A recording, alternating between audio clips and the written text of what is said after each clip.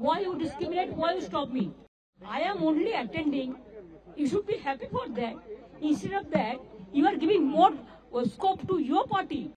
আমি যেটা বলেছি সেটা আমি দেশের স্বার্থে এবং বাংলার স্বার্থে রাজ্যগুলোর স্বার্থে আজকে এসেছি একা।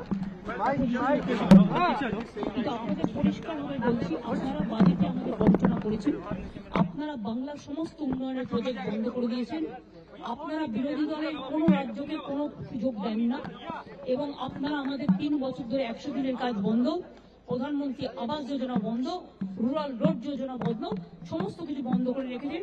এমনকি ফুড সাবসিডি পর্যন্ত দেননি। আমরা 1,71,000 কোটি টাকা পাই লাস্ট ইয়ার পর্যন্ত। এই বাজেটেও কিছু নেই, শুধু জিরো। এইটুকু বলার সাথে সাথে আমার মাইকটা স্টপ করে দিয়েছে।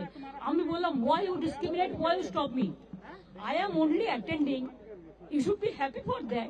Instead of that, you are giving more scope to your party, your government, and you only me on behalf of opposition. Only I am there, and you stop my mic. আপনি আমার mic বন্ধ করে দিচ্ছেন।